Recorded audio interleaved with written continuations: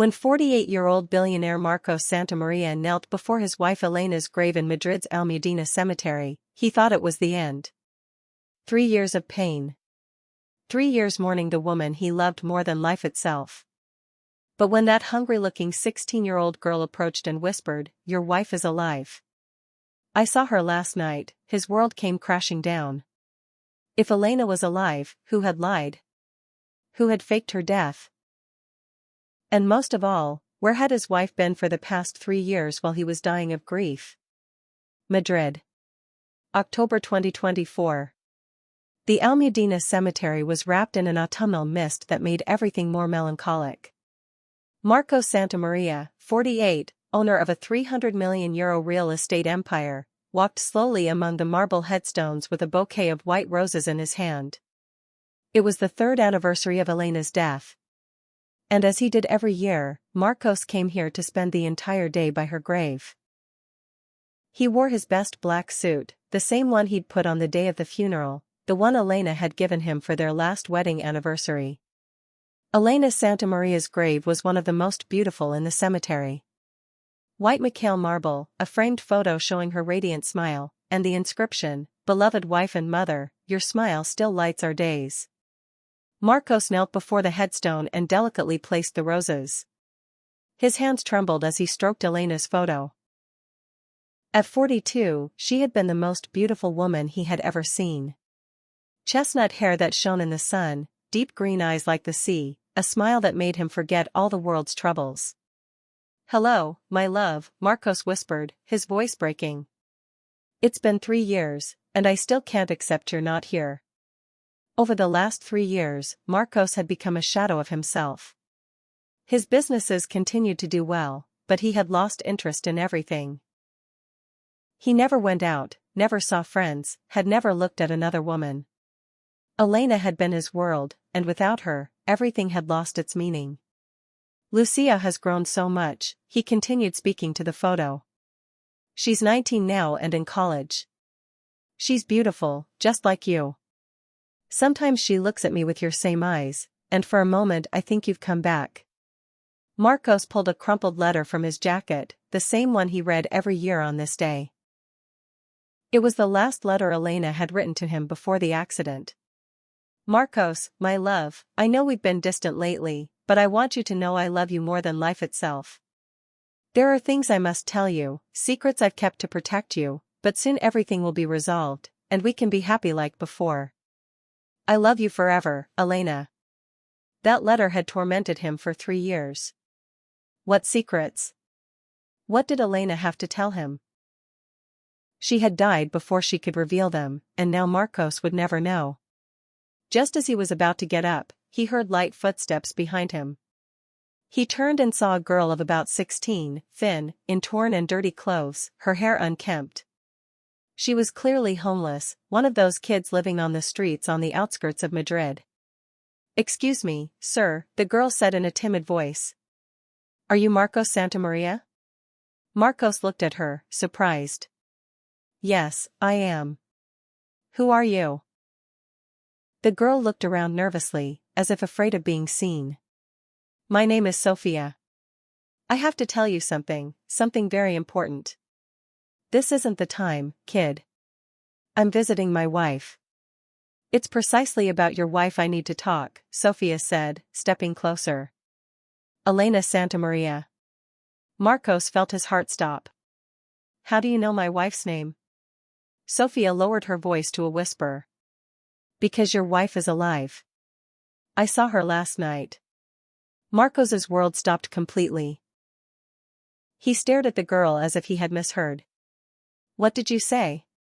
"Your wife, Elena, is alive," Sofia repeated more firmly. "I saw her last night in a house in Vallecas. She was okay."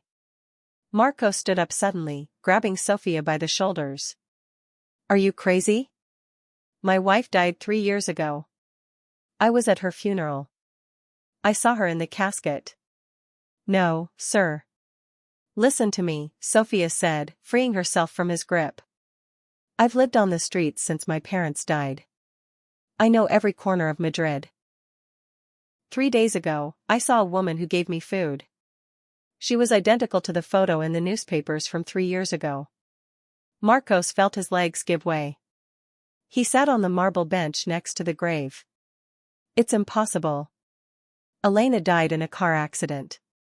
The car exploded. They found her remains. Mr. Santamaria, Sophia said, sitting beside him. I know what I saw. That woman gave me food, and when I asked her name, she hesitated. Then she said her name was Maria, but I recognized her immediately. Even if this were true, which it isn't, why should I believe you? You're a homeless girl who probably wants money. Sophia pulled a small golden object from the torn pocket of her jacket. It was an earring. An earring Marcos recognized immediately. This fell off her when she ran away after hearing sirens. I picked it up. Marcos took the earring with trembling hands. It was the one he had given Elena for their last anniversary. A small gold heart engraved with Amandi forever.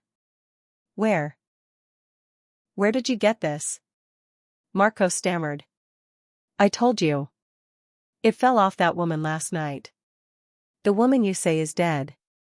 Marcos looked at the earring, then at the grave, then back at Sophia. His rational mind told him it was impossible, but that little gold heart was proof something didn't add up. If Elena were alive, Marcos said, his voice cracking, it would mean someone faked her death. But why? I don't know, sir. I only know what I saw. Marcos stood up again, this time with determination. Take me to her. Take me to where you saw her. I don't know if she's still there. She seemed scared, like she was running from someone. I don't care. I need to know the truth. Sophia hesitated. Mr. Santamaria, if your wife really is alive and someone made her disappear, it means she's in danger. And we could be too if we start asking questions. Marcos looked at Elena's photo on the grave. If there was even a chance she was alive, he had to find out. No matter how dangerous it was. Sophia, Marcos said firmly.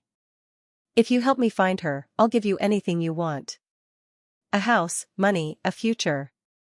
But you have to help me. Sophia nodded slowly. Okay. But we have to be careful.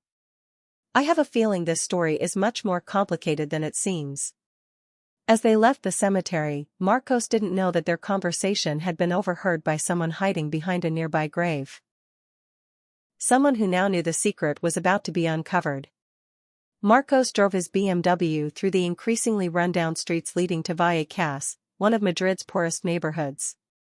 Sophia sat beside him, giving directions with growing nervousness.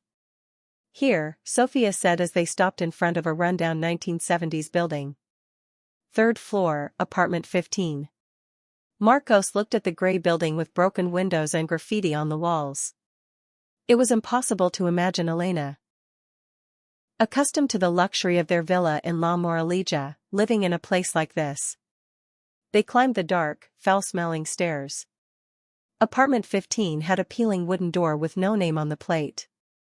Marcos hesitated for a moment, then knocked softly. No answer. He knocked harder. Elena? It's Marcos. They heard quick footsteps inside, then the sound of a window opening. Sophia ran to the stairwell window and looked out. She's running, she shouted toward the interior courtyard. Marcos didn't think twice. He ran down the stairs, burst out of the building, and ran toward the courtyard. He saw a female figure fleeing through a gate at the back. For a moment, the woman turned. Even from a distance, even with her hair cut short and dyed black, even in poor, neglected clothes, Marcos recognized her. It was Elena. Elena! Marcos shouted with all his strength. The woman stopped for an instant, as if the sound of his voice had struck her like lightning. Their eyes met for a second that seemed eternal. Then Elena kept running and disappeared between the buildings. Marcos stood frozen in the courtyard, his heart pounding so hard it hurt. She was alive. Elena was alive. Sophia caught up to him, breathless. You saw her? Yes, Marcos whispered. It was her. It was really her. They went back to the apartment, and Marcos kicked the door down. The apartment was small and miserable, a double bed, a kitchenette, a tiny bathroom. But on the bed were women's clothes, and on the nightstand was a photo. Marcos picked up the photo, and the world spun. It was a picture of him, Elena, and Lucia, taken 2 years before Elena's death. But the most shocking thing was that the photo had been cut. His figure had been cut out. Only Elena and Lucia remained. "Someone made her believe you had died," Sophia said, looking at the photo. "Or someone forced her to fake her death," Marcos replied. Searching the apartment further, Marcos found another devastating clue, a pill bottle with the name Maria Ruiz on the label.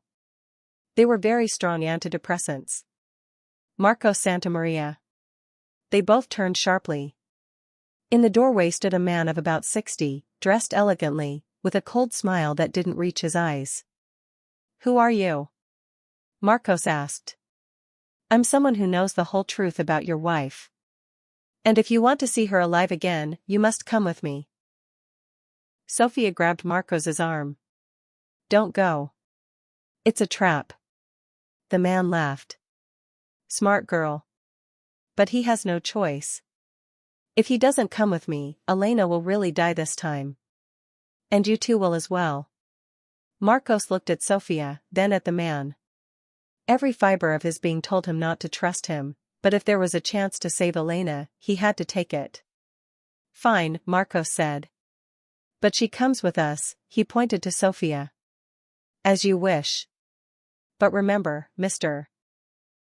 Santamaria, some secrets are better left buried." The man led them through Madrid to an isolated villa on the city's outskirts. It was a place Marcos had never seen, elegant but sinister, surrounded by high walls and security cameras. "Who are you?" Marcos asked as they entered. "My name is Roberto Vasquez. I was, let's say, your wife's business partner." Elena didn't have business partners. She was an architect, she worked for private firms. Roberto smiled bitterly. "Mr. Santamaria, your wife had many secrets.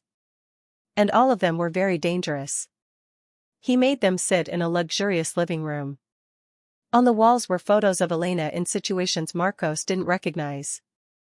Elena talking to men in expensive suits. Elena signing documents. Elena in places that looked like Swiss bank offices. "It started 3 years ago," Roberto began.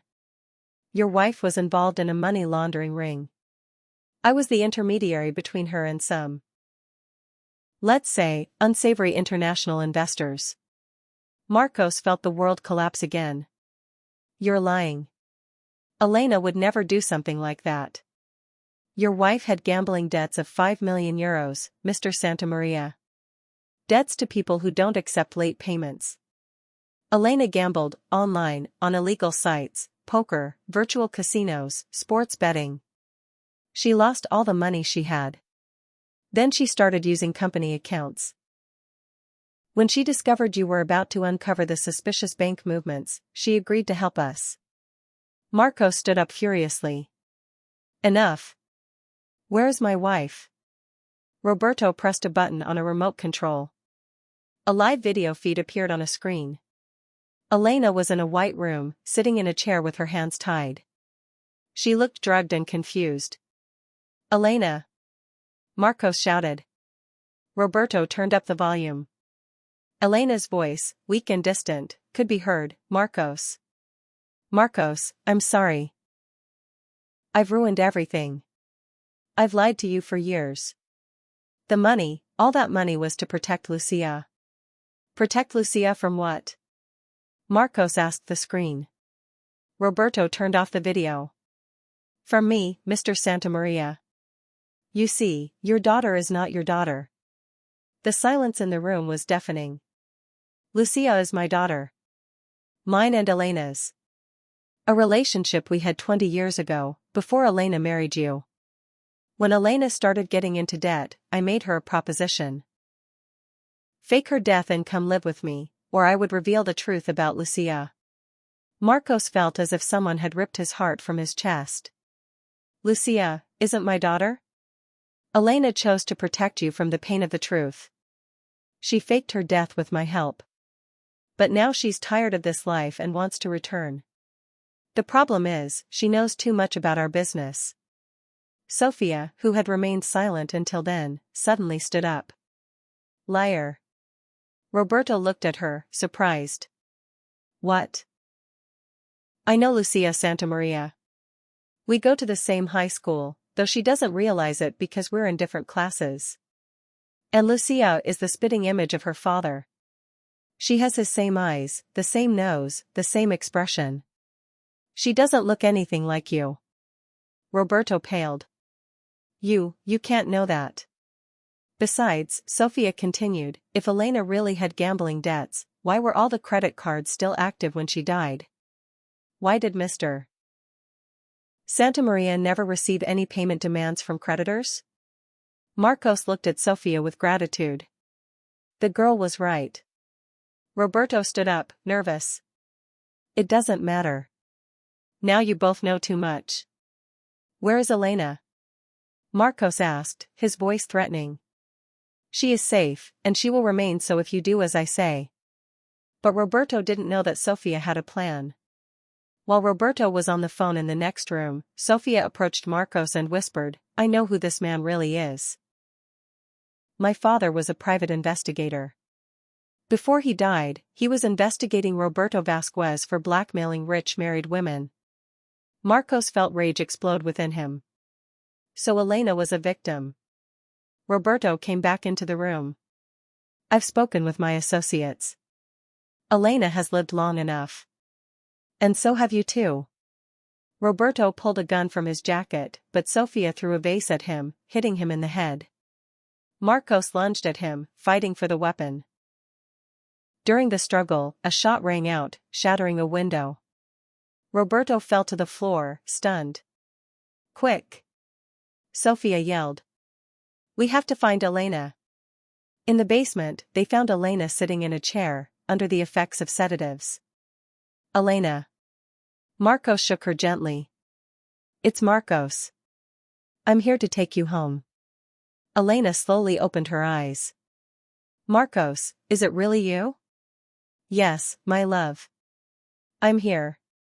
Elena began to cry. He forced me. He said he would hurt you and Lucia. Sophia was watching the door. I hear sirens. I called the police. They left the villa just as patrol cars arrived. Roberto Vasquez was arrested, along with his accomplices. 2 months later, the Santa Maria villa in La Moraleja was full of life again. Elena was recovering from the trauma, helped by a psychologist and the love of her family. Lucia had received her mother's return with tears of joy. Sophia now lived with them. Marcos had offered her a place in their family, and she had accepted. How did you manage to survive? Marcos asked Elena one night. By thinking of you and Lucia, Elena replied. Roberto made me believe that if I ran, he would kill you both. He showed me fake photos of your funeral. I thought I had lost you forever. Marcos kissed her softly. Elena, you were a victim. There's nothing to forgive. Roberto had discovered some investments of mine that went wrong and started blackmailing me. I never gambled, like he said. That night, the family was together again, Marcos, Elena, Lucia, and Sophia. Dad, Lucia said, tomorrow I'm going to the cemetery to remove Mom's headstone. Good, Marcos said. Now it's a symbol of rebirth. Sophia spoke up. Mr. Santa Maria, that day in the cemetery, you believed me immediately. Why? Marcos smiled. Because true love never dies, Sophia. It may be hidden, but it never dies. Elena took Marcos's and Sophia's hands. And thanks to a brave girl, our love found its way home. 2 years later, Sophia graduated with top honors and chose to study criminal investigation. I want to help other families, she said. On her graduation day, Marcos whispered to Elena, sometimes angels don't have wings. Sometimes they just have the courage to tell the truth. Their story proved that true love can overcome any deception, that the truth always has the strength to emerge, and that sometimes saviors come from the most unexpected places. If this story moved you to tears, if you believe true love can overcome any deception and that the truth always has the strength to emerge, leave a little heart down below. I want to hear from you. Have you ever felt something important was being hidden from you? Do you believe the heart's instinct is stronger than the evidence before your eyes? Tell me your stories of hidden truths and miraculous reunions in the comments. If this story touched your heart, like if you believe true love never dies. Subscribe so you don't miss stories that prove the truth always triumphs. Share with someone who needs to believe miracles still exist. Comment, the truth always emerges. If you also believe no secret can stay hidden forever, remember. No matter how elaborate the lies or how powerful the people who tell them, true love and truth always have the strength to emerge. And sometimes, it's the most humble and brave people who bring to light what others want to keep hidden.